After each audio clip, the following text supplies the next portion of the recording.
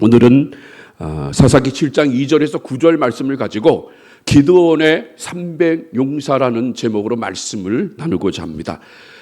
여러분 따라해 보시기를 바랍니다. 기드온의 300용사. 자, 우리가 지금 살고 있는 이 시대에서 가장 강력한 군사력을 가지고 있는 나라가 어디입니까? 그렇죠. 변명의 여지가 없죠. 미국이라는 나라예요. 미국은 국방비만 우리나라 돈 1,000조 원 이상을 쓰는 그런 큰 나라입니다. 그래서 미국 나라 혼자와 세계에 있는 모든 나라가 연합을 해서 싸워도 승패를 알 수 없을 정도로 미국은 강력한 무기와 강력한 자원을 가지고 있는 그런 나라인 것입니다. 여러분, 수학의 천재 피타고라스가 그런 얘기를 했습니다. 미래를 지배하는 것은 숫자의 신이라고 얘기했어요. 숫자가 많고 적음에 따라서 승리할 수 있는 거예요. 그래서 모든 국방력을 대비하다 보면요, 어때요?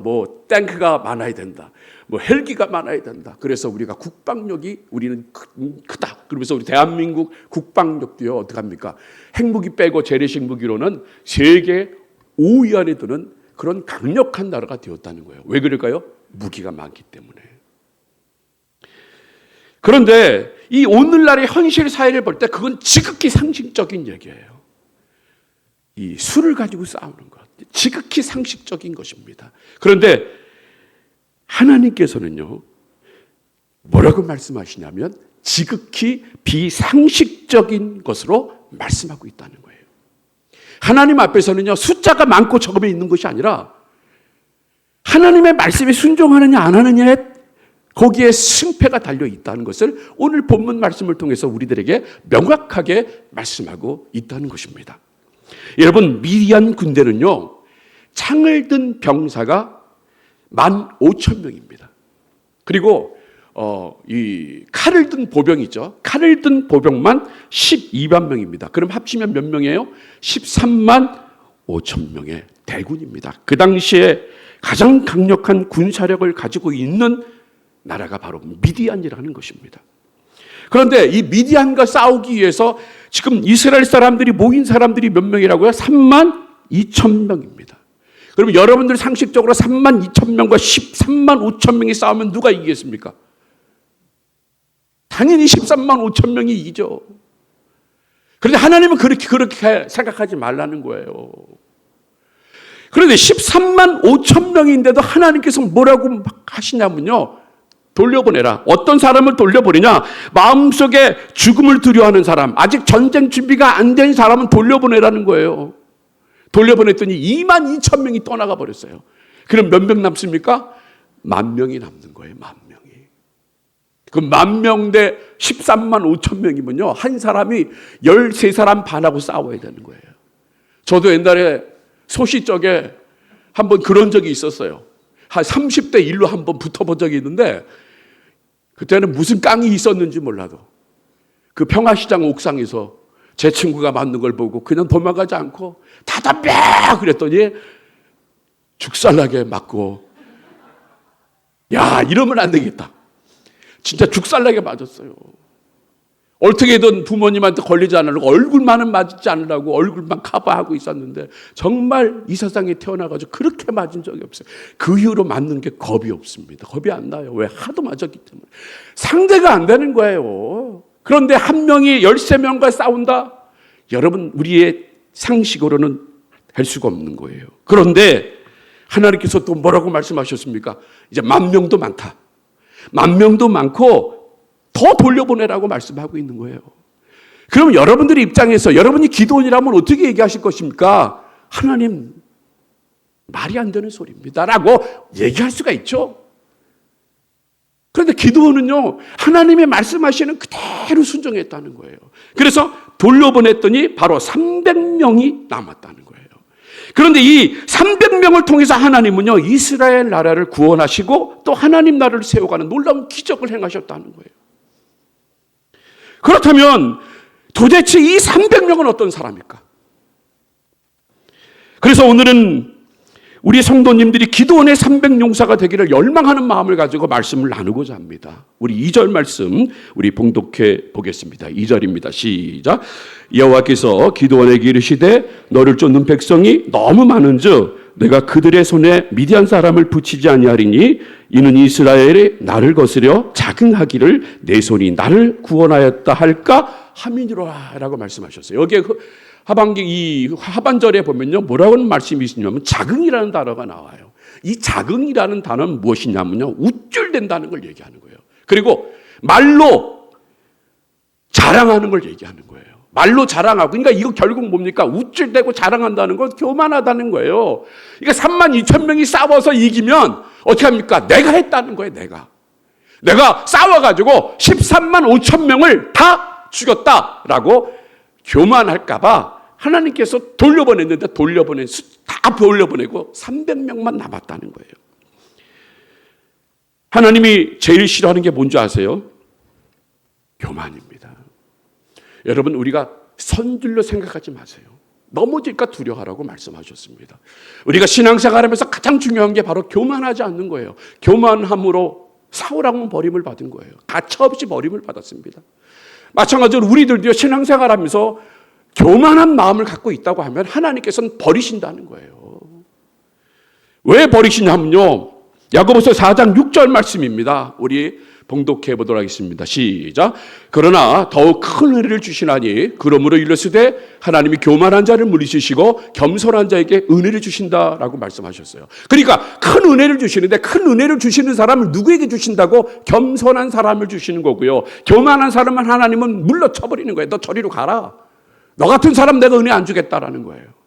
그러므로 우리가 하나님의 은혜를 누리고 하나님의 은혜를 사모하고 그 은혜대로 살려고 하면요, 뭐가 필요합니까? 바로 겸손한 마음, 교만한 마음을 버리고 겸손한 마음을 가지고 우리가 신앙생활을 할 때 하나님께서 시간별로 일자별로 하나님이 내게 은혜를 주셔서 그 은혜대로 살아갈 수 있는 그런 영광을 누리게 된다, 이렇게 말씀하고 있는 것입니다. 그러므로 우리는요, 완벽한 것을 바라지 마세요. 완벽한 것을 바라보지 마시고 연약함을 우리 남겨둬야 합니다. 왜 그럴까요? 실현과 역경을 통해서 내가 하나님 앞에 무릎을 꿇는다는 거예요. 내가 완벽해 보세요. 무릎을 꿇을 수 있습니까? 무릎을 꿇을 수가 없어요. 그래서 예수님이 뭐라고 그랬습니까? 부자가 낙타가 바늘기에 들어가는 것보다 천국에 들어가는 것이 더 어렵다고 말씀하셨어요. 왜 그럴까요? 교만한 사람은 절대 들어갈 수 없다는 것을 말하고 있는 거예요. 바라지 않으니까, 하나님 앞에 무릎을 꿇지 않으니까. 그런데 나의 연약함을 내가 인정하면요, 어떻게 합니까? 하나님 앞에 무릎을 꿇을 수밖에 없고 하나님을 붙잡을 수밖에 없는 것이 바로 우리의 인생이라는 거예요. 그 대표적인 사람이 바로 누굽니까? 바로 사도 바울이라는 거예요. 사도 바울은요, 그의 연약함을 알고 있었습니다. 그가 가는 곳마다 복음을 전할 때 놀라운 역사가 일어났습니다. 병든 자가 고침을 받고 심지어 죽은 자도 살아나는 그런 놀라운 역사를 있었는데, 그러나 그에게 뭐가 있어요? 육체에 가시가 있었다는 거예요. 육체에 질병이 있었다는 거예요. 그는 그것을 이렇게 고백합니다. 고린도후서 12장 7절에서 8절 말씀입니다. 우리 봉독해 보도록 하겠습니다. 시작. 여러 계시를 받은 것이 지극히 크므로 너무 자구하지 않게 하시려고 내 육체에 가시고 사단의 사자를 주셨으니 이는 나를 쳐서 너무 자구하지 않게 하려 하심이라. 이것이 내게서 떠나기 위하여 내가 3번 죽게 간과하였더니, 자고하지 않게, 교만하지 않게, 우쭐대지 않게 하나님께서 내게 육체의 가시를 주셨다는 거예요. 그는 그걸 인정하는 거예요. 그런데 그가 하나님께 기도했습니다. 하나님 고쳐주세요. 하나님 고쳐주세요. 하나님 고쳐주세요 하면서 하나님 앞 부르짖어 기도했습니다. 근데 이제 하나님께서 그에게 응답을 주십니다. 바로 고린도후서 12장 9절에서 10절 말씀입니다. 시작. 내게 이르시기를 내 은혜가 네게 족하도다. 이는 내 능력이 약한 데서 온전하여짐이라 하신지라. 그러므로 도리어 크게 기뻐함으로 나의 여러 연약한 것들에 대하여 자랑하리니 이는 그리스도의 능력으로 내게 머물게 하려 함이니라. 그러므로 내가 그리스도를 위하여 약한 것들과 능력과 궁핍과 핍박을 기뻐하노니 이는 내가 약할 그때에 곧 강함이니라. 여러분, 여기서 진리를 우리가 깨달을 수 있는 게 뭔지, 내가 약해질 때 결국 강해지는 것이지, 강해지면요 교만해서 넘어지는 거란 말이에요. 그러니까 지금 사도 바울이 하나님 이 육체의 가시를 좀 저버려 주세요. 하나님 육체의 가시를 좀 고쳐주시면 내가 전도하는 일에 더 열심히 할 수 있는데, 내가 사람들 앞에 쓰러지지 않고 사람들 앞에 나약한 모습을 보지 않고 내게 건강을 주신다고 하면, 하나님 정말 나는 주의 일을 잘할 것 같은데, 하나님 사명 더 잘 감당할 것 같은데, 그렇게 하나님 앞에 부르짖고 기도했더니 우리 하나님께서 뭐라고 말씀하십니까? 야, 네 은혜가 거기에 족한 거요. 내가 너를 왜 치료하지 않느냐? 그걸로 인하여 너가 교만하지 않고 그 아픔으로 인하여 내게 무릎을 꿇고 엎드려 구하는 거니까, 그것이 오히려 그 약한 데에서 네가 기도함으로 강해질 수 있다. 우리 주님께서 그렇게 말씀하고 있는 거란 말이에요. 그래서 사도 바울은요, 그 약함이 오히려 감사했고 그 약함이 오히려 기뻐했다는 거예요. 왜? 그 약함을 통해서 내가 기도했더니 하나님께서 능력을 부어주셔서 내가 손을 얹어 병자가 낫고, 내가 손을 얹어 기도할 때마다 죽은 자가 살아나고 복음이 퍼져나가는 거예요. 기도하라고 하나님께서 쉬지 말고 기도하라고 하나님께서 내게 그 힘듦을 주셨구나라고 하면서 그것을 자랑했다는 것. 여러분, 이게 바로 우리들의 믿음이 되어야 한다는 거예요. 우리는 약해지면 어떡합니까? 원망하는 거예요. 하나님 왜 이럴 수 있습니까? 내가 하나님의 일을 감당하려고 하는데, 내가 주인님이 맡겨준 사역을 감당하려고 하는데, 하나님 내게 교회에서 여러 가지 사역을 감당하려 하는데 하나님 왜 내게 이런 아픔을 주십니까? 하나님 왜 내게 무릎을 아프게 해주시고, 하나님 내가 왜 허리를 아프게 해주시고, 하나님 왜 내게 머리가 아프게 해주십니까? 라고 우리는 원망하지만, 그러나 그것을 통하여 우리가 무릎 꿇고 기도할 때 거기에 하나님의 강력한 역사가 있어서 우리를 들어 세워주셔서 강하게 만들어 주신다는 것을 믿으시기를 바랍니다. 그러므로 여러분, 원망하지 마셔야 돼요. 그냥 감사하셔야, 사도 바울을 이 말한 것처럼 감사해야 돼요. 속까지 약함, 궁피, 질병 기뻐하고 감사했다는 것. 옛날에 그런 말이 있어요. 군대에서요. 피할 수 없거든. 즐겨라라는 거예요. 여러분, 우리가 그것을 즐겨야 되는 거예요. 그때 하나님은 모든 환경과 상황을 이길 수 있는 강한 능력을 우리에게 주시는 것입니다. 여러분, 파스테르 아시죠? 파스테르 하면 생각나는 게 뭐예요? 우유. 그렇죠. 우유. 파스테르 우유. 우린 그걸 떠올리는데, 이분은요, 독실한 기독교인입니다. 독실한 기독교인인 뿐만 아니라 미생물학의 창시자가 바로 파스테르입니다. 그런 그가 46세 되던 때에 뇌출혈로 쓰러져 반신불수가 되었어요. 사람들은 자네 이제 끝이다. 반신불수가 됐는데 뭐하냐? 근데 그는 깨달았습니다. 46세에 반신불수가 됐지만 삶을 포기하지 않았어요. 왜? 약할 때 강한 능력을 주시는 주님을 믿고 있었기 때문에. 그래서 그때 그는 그 반신불수된 몸을 가지고 실험기구를 만지기 시작했어요. 힘들과 어려운 역경을 이겨냈습니다. 더 열심히 했어요. 불굴의 정신력으로 결국 실험에 성공하여 광견병 치료와 그리고 전염병 예방법 같은 위대한 업적을 이루었다는 거예요. 반신불수라는 현실에서도 오히려 반신불수가 그의 왕성한 연구활동의 원동력이 되었다는 거예요. 이게 얼마나 멋진 모습입니까? 저는요, 친구를 만나거나 형제를 만나면요, 돈을 팍팍 쓰고 싶어요. 내가 밥도 막 사고 싶고.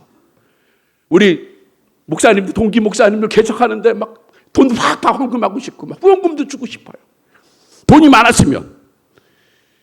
조금 있으면 추석 명절입니다. 가족이 모일 거 아니에요. 그러면 내가 보란 듯이 막 선물도 사고 막 밥도 막 사주고 싶어요. 그리고 우리 아들, 딸에게도 막 용돈을 막 100만 원씩 막 주고 싶고.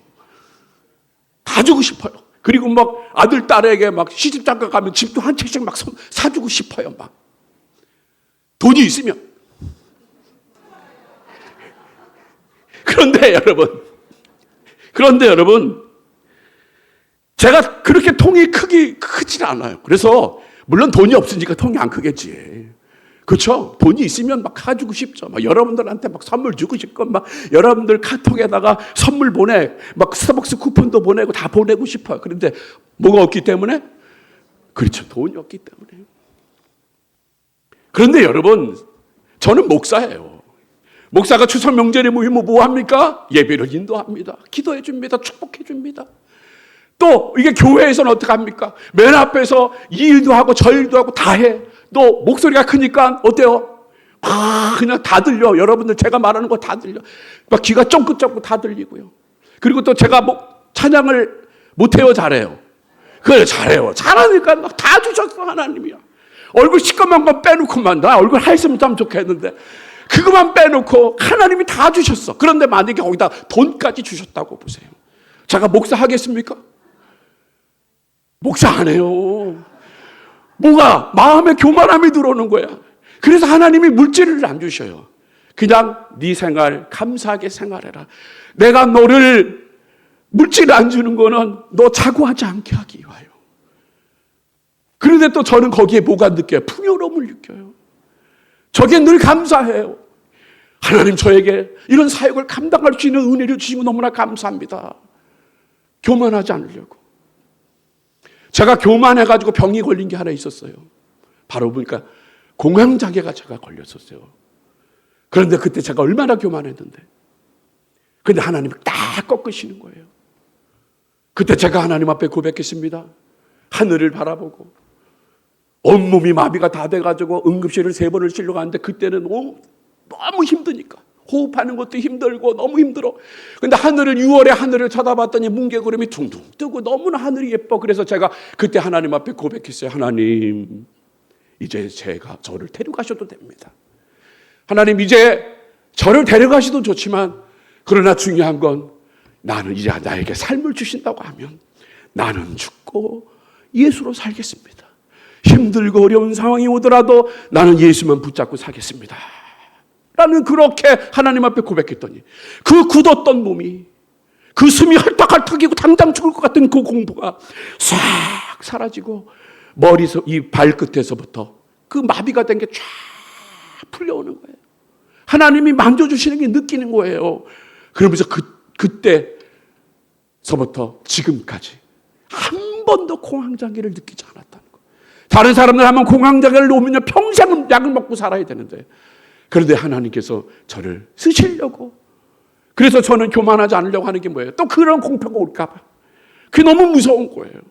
그런 공포가 내게 오면 어떻게, 막 당장 죽을 것 같고 너무 겁, 막 흑암의 권세가 막 나에게 달려들어요. 너무나 끔찍했어요, 그때 생각하면. 그런데 그때가 저를 만든 거예요.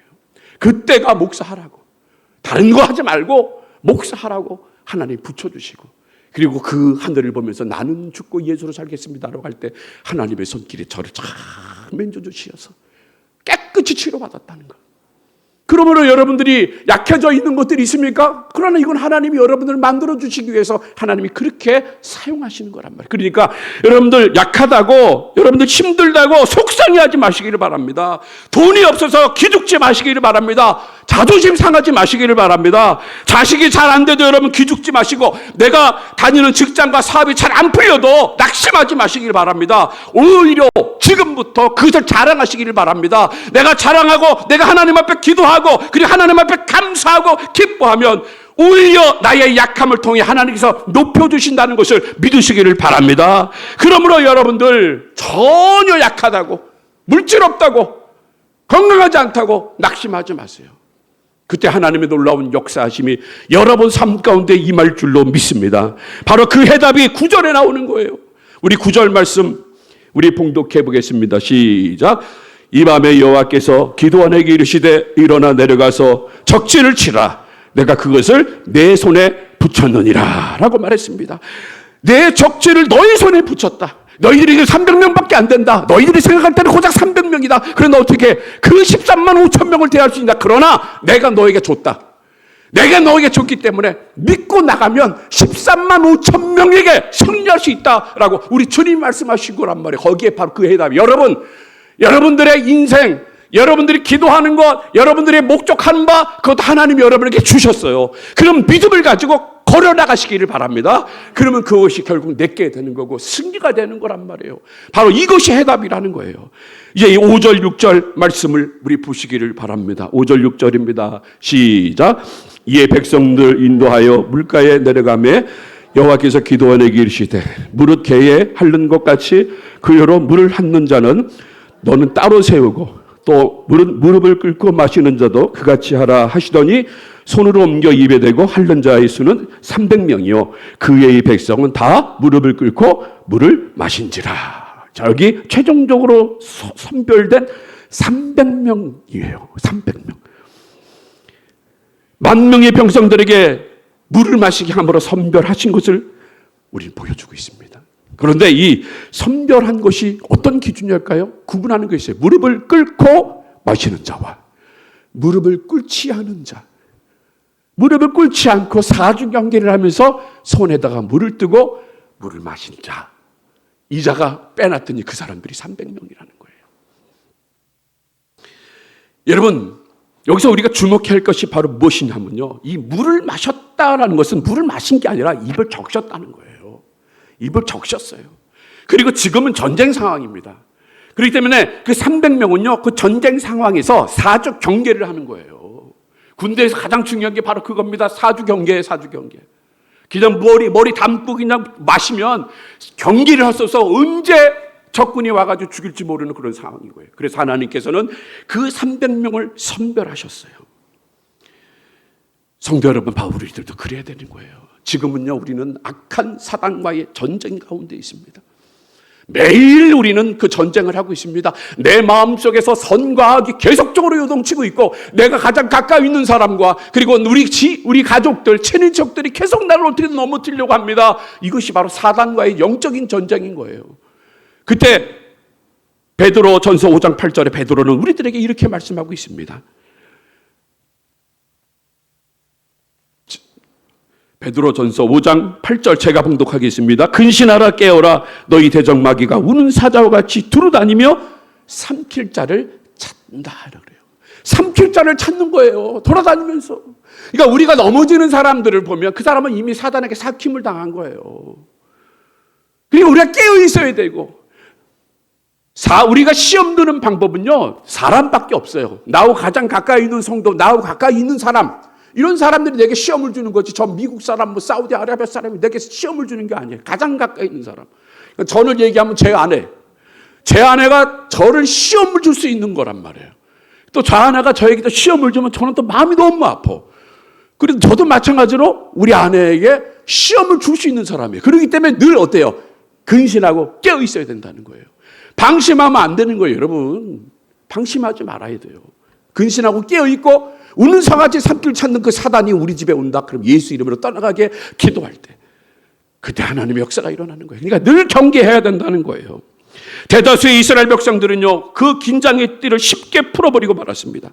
그런데 중요한 것은 하나님께서 그들을 쓰시지 않으시고 전방을 향해 긴장을 풀지 않고 준비하고 있었던 그 300명만 쓰임을 받았다는 것이에요.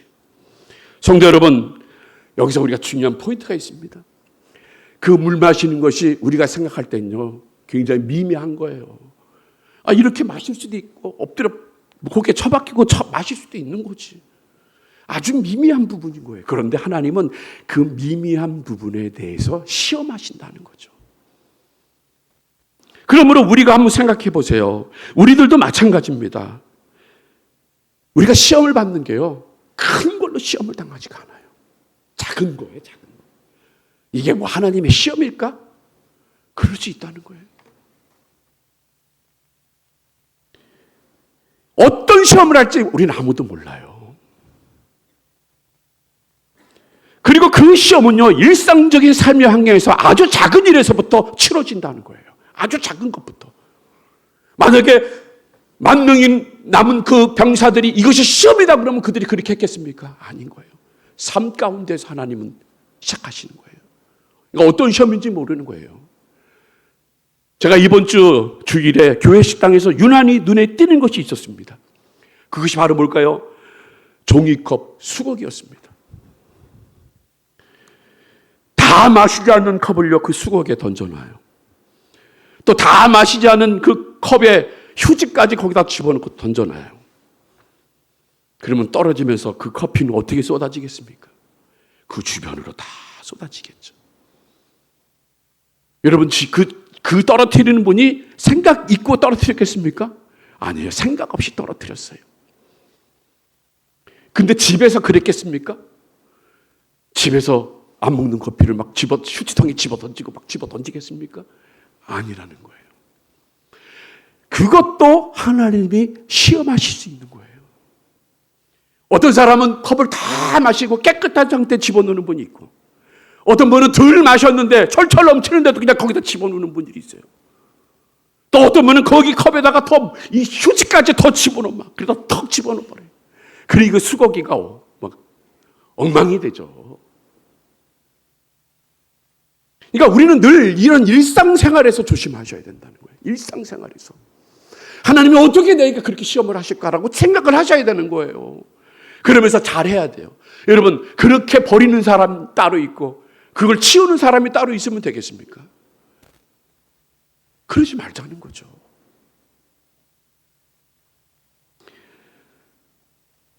그러므로 우리는요, 아무것도 안 일인 것 같지만 작은 것이라도 방심하면 안 되는 거예요.